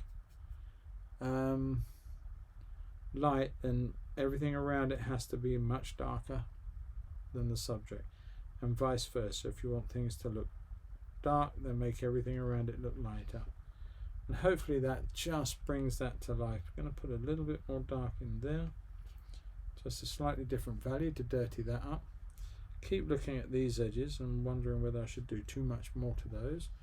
One or two darks over here. I'm just going to tap in some warm darks and some darks in there, just to bring that together, because it looked as though it was not quite where it should do in terms of on the mud or whatever. And tapping one or two shapes into there. There's that funny object that's laying in the mud over there, and I think we've done enough to the rope. That's good. Yeah, I'm just going to run a little darkish line, just creeping that around one edge. That's all, no more. I really am sort of looking at places to stick paint, and maybe this is a sort of point when you have to sit back and say, no, you've done enough, and that's the end of it. And as he says that, he then carries on doing some more. But I'm just going to come in, and I'm going to stop in a second or two. I just want to make sure that I have got it all right. And tonight I can add some gouache, because I actually remember where it was. So we've got that. Now I would also like to add some more weight down here before we go any further. So I'm just going to come in with a bit more red, a bit more grungy orangey colours, and just one or two suggestions that there are some shadow areas around here.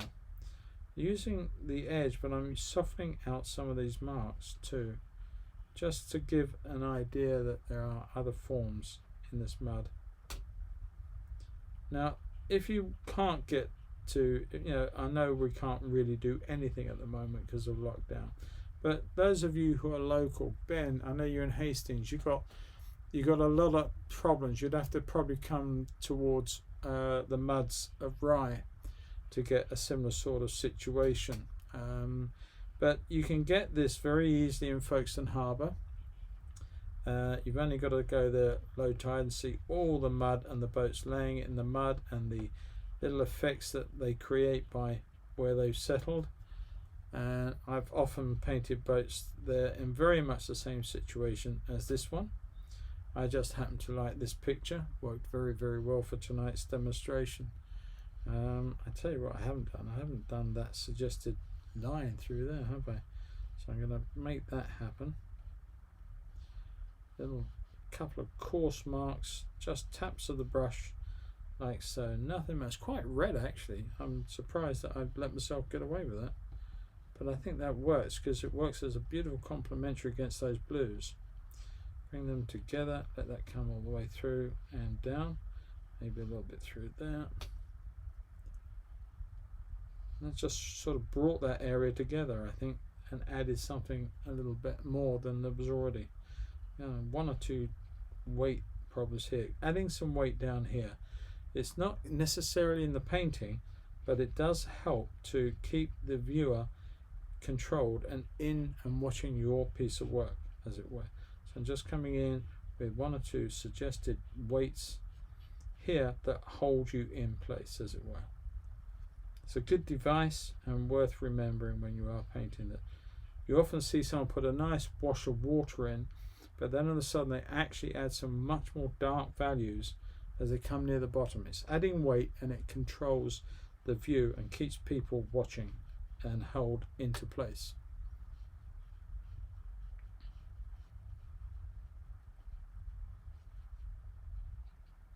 I'm enjoying this a lot. But there again, I always enjoy painting boats, so it got to be said. Maybe a few darker marks, one or two. Add a bit more weight into this area as we leave the painting and lead it out. A little bit up there, but not so strong. Let's just be careful of that because we don't want to mess too much with our lovely shadows and reflections, but we do need something there that suggests this sort of mud going away, like something like that, and drifting away.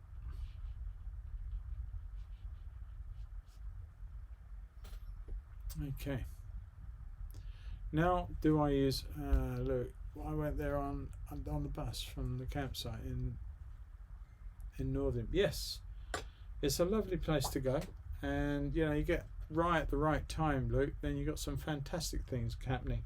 Right, let's go in with our gouache before I sort of sign off on this, and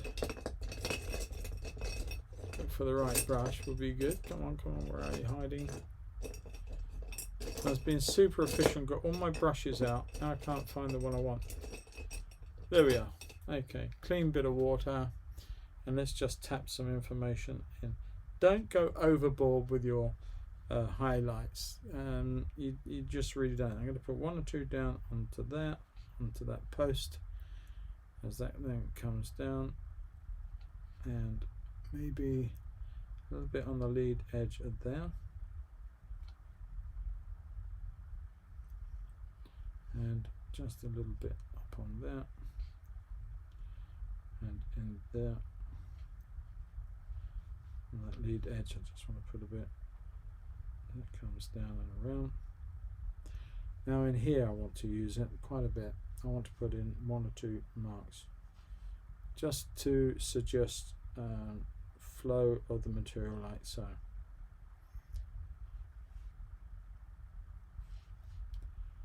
And okay, like that. Just one or two taps of catching the light in the water, which I couldn't quite easily keep.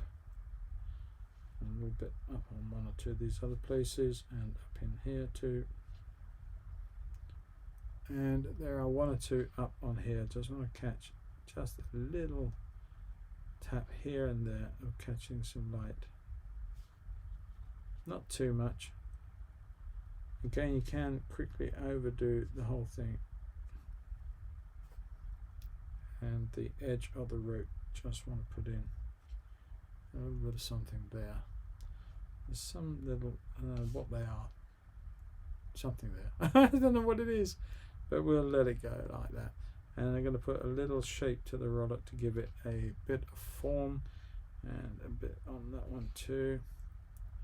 Light edge down that board and across one of these running boards through the back here. A couple of lights up on here, wouldn't hurt, going into that wood. And actually here I did lose a little bit, so I'm going to put a little bit of light back into there and suggest a bit coming across there and bring that down on that lead edge. And that's pretty much it, I think. Don't think I lost anything there, just in case.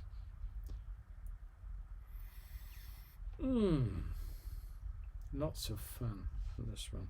Maybe 1 or 2 taps in here.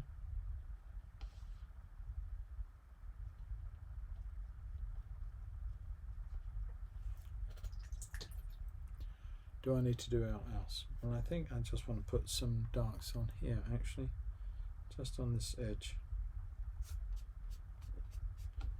and 1 or 2 up in here.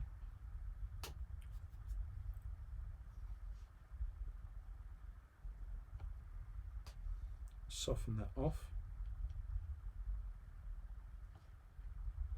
One of these days I'm going to do a 2 and a bit hour painting. I'm going to look up and there will be nobody watching it because you'll have all gone to bed.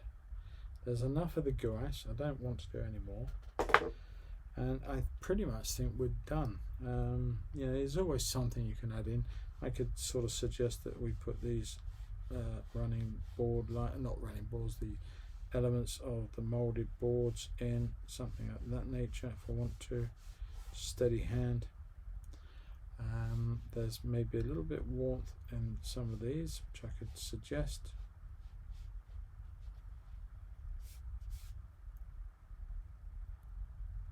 Maybe 1 or 2 back here. Doesn't need anything much really, I'm just playing around. I did suggest a couple of lead-in darks. I don't know if that, I think they're actually mud and ropes in mud. I'm just going to suggest that through there like that. Bit of a dry brush angle, like something of that nature. Alright, I think we're done. I'm just going to sign my name down in the corner, out of the way.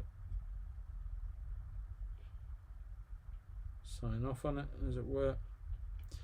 And let's peel it back and let's see how this looks with a nice white border.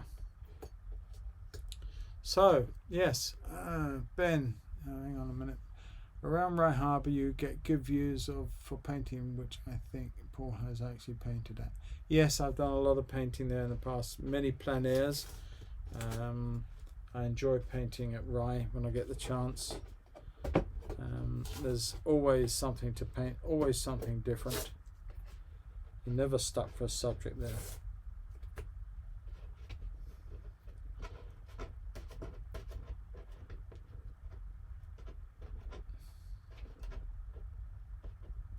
I don't always finish with gouache, Judy, just most of the time. Alright, there we go. Let's get all this off. Don't want to tear it. Never do this, of course, until your painting is really dry, because you will just rip into the surface. So let's just take this off and reveal.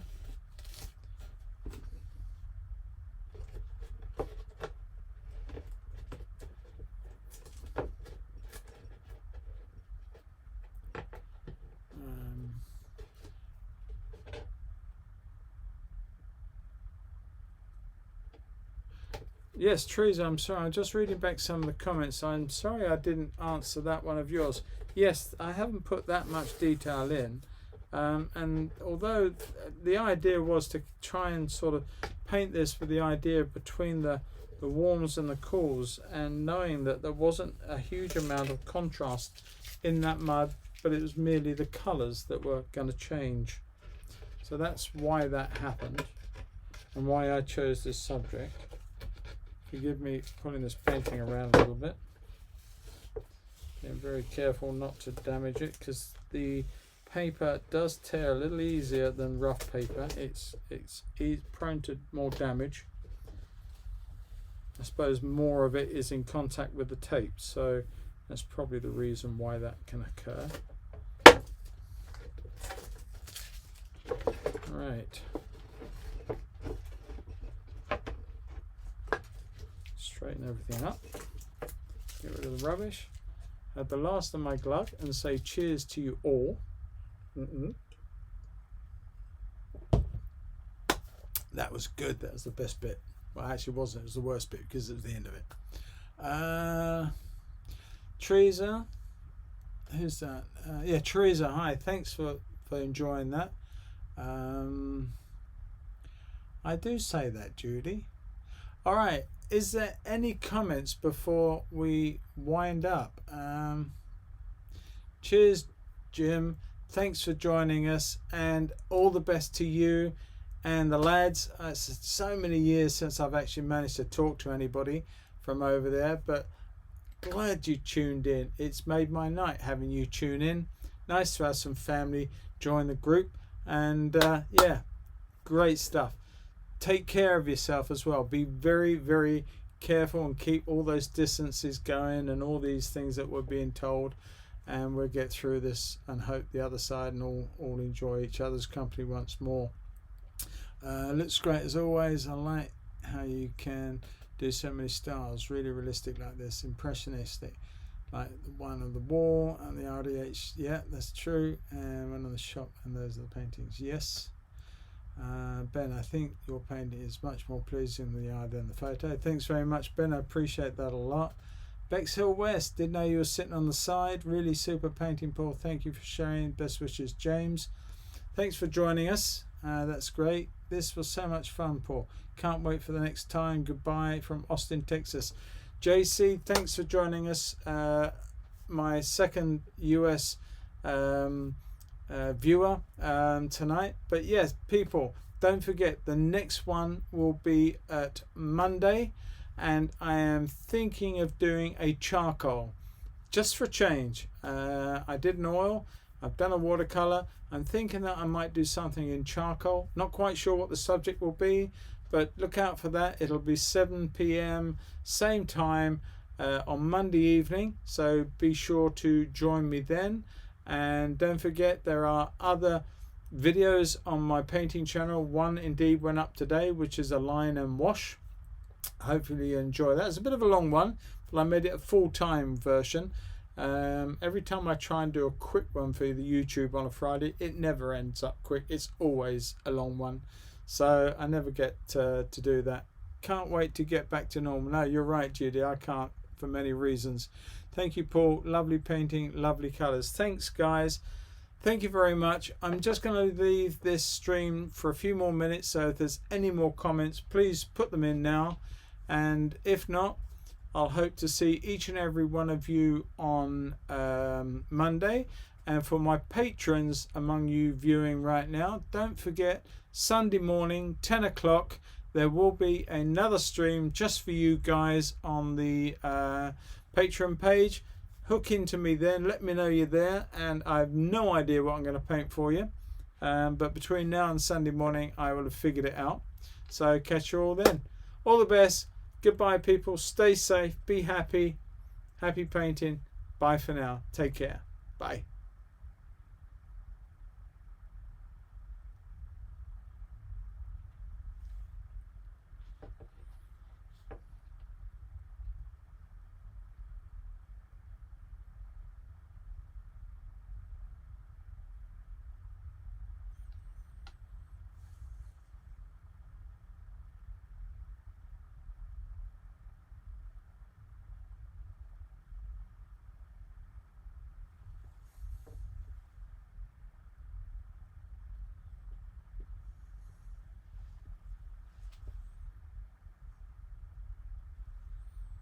Judy, if you're still there, how many did we have in total tonight at one point, or you're not sure? Perhaps Ben knows.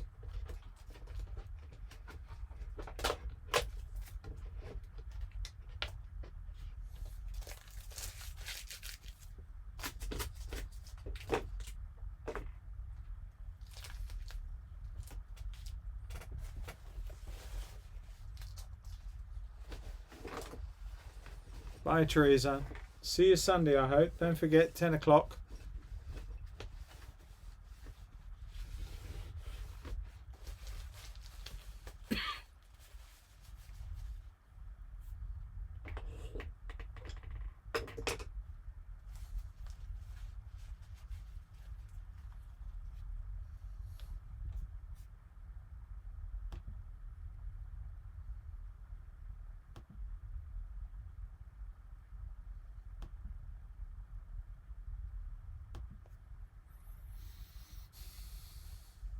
Oh, cool.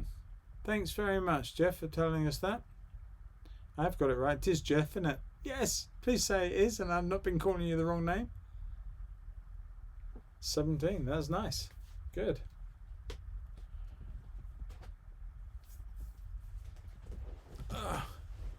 Righto, guys. Catch you all soon. Bye-bye.